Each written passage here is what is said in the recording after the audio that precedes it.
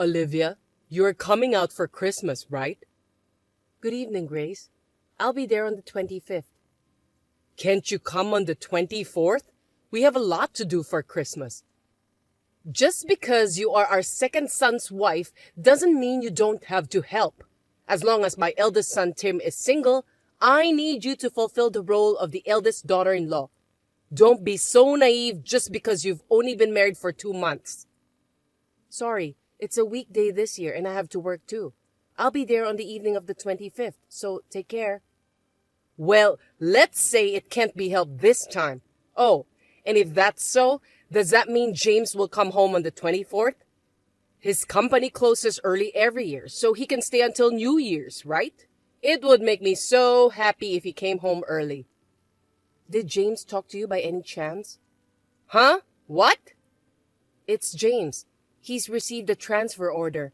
He got caught up in the preparations for the change in his work schedule.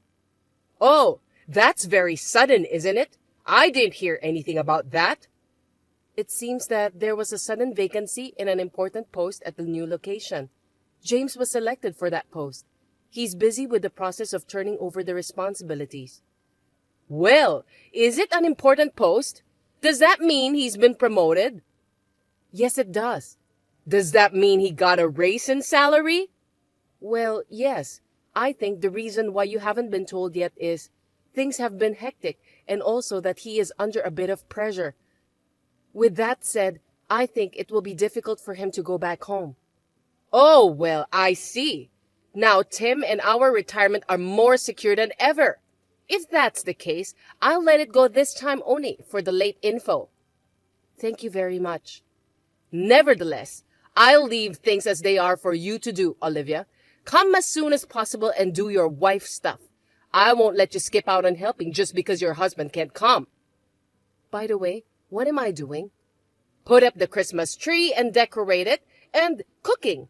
Make a roast chicken, a feast, and a Christmas cake. No pre-made stuff. It's not healthy. Everything must be homemade. What the...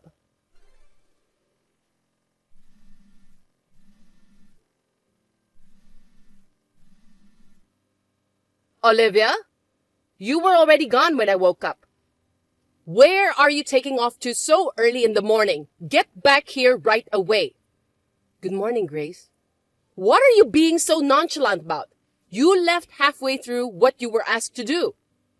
I finished everything you asked me to do, okay? You didn't finish putting away the tree. I don't think you asked me to do that. What are you talking about? It's only natural that the person who put it up should put it away. Besides, you bought all the food pre-made. I told you no pre-made food. I can't work until the night of the 25th and make all the food by hand. Even you were happy to eat chicken. That's one thing. This is another. Oh yes, when is James coming home? He couldn't make it for Christmas, but he'll be back at the end of the year, right? You should give Tim a Christmas gift this year too. Well, I think $2,000 is about right. When he gets here, he can give it to Tim in cash or just deposit it. Please tell James for me. Also, my husband and I want to go on a trip next month. $1,000 should do it. James can't go home this time. What? Why? As I told you before, he has to take over at his new location. Is that so? Oh, by the way, Olivia, you're quitting your job at the end of this year, right? Yes, I am. That's why I've been so busy with the details that I couldn't take time for Christmas. Then you'll get your severance pay, right? This year, you should give Tim $2,000 too. And $1,000 for our trip, of course. No, I think I'll need more.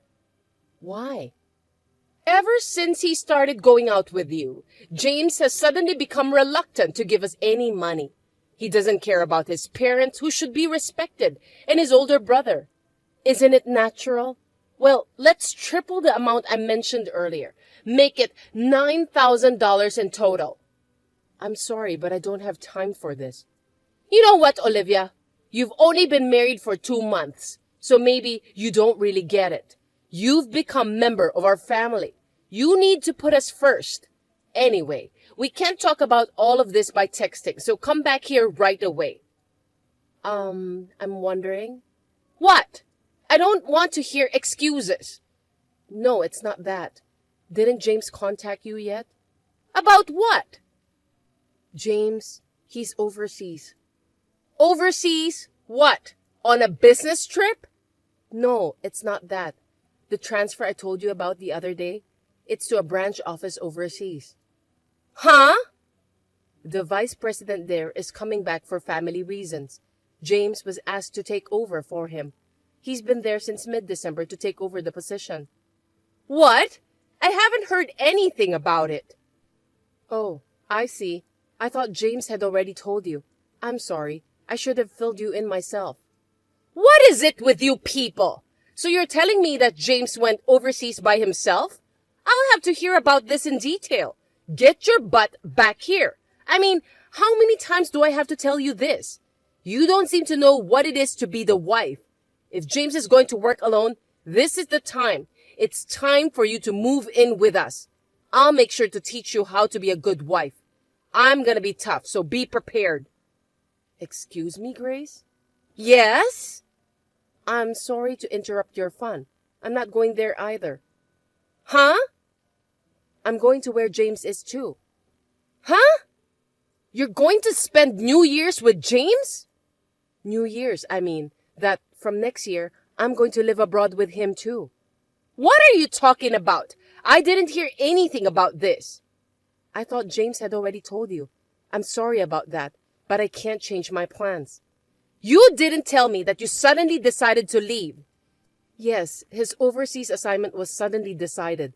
Considering the possibility of having children in the future and the environment there, I thought that it would be better for us to go together than for James to be transferred alone.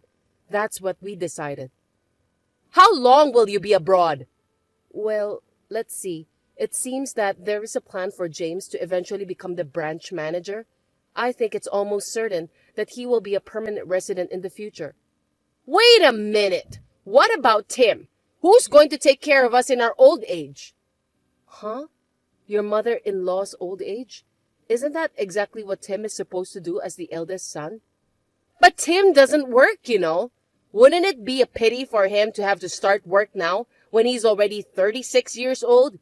So I was planning to have you and James take care of Tim and us in our old age, right?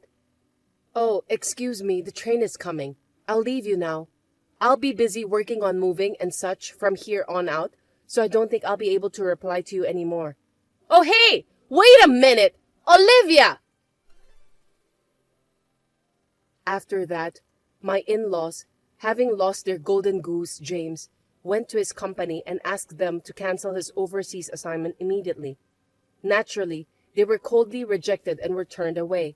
But they still made a commotion, so they were reported to the police, and the police took them home. James, the second son of my parents-in-law, was what you might call an exploited child. Until he met me, he was at the mercy of his parents and gave them money whenever he was told to. I told him over and over again that that was not right and that he could live freely, and here we are today. In the midst of all this, we took advantage of the offer of an overseas assignment and cut ties with my in-laws at the beginning of the new year. Now, we are beginning to get used to living abroad, and we are spending our time stress-free as a couple.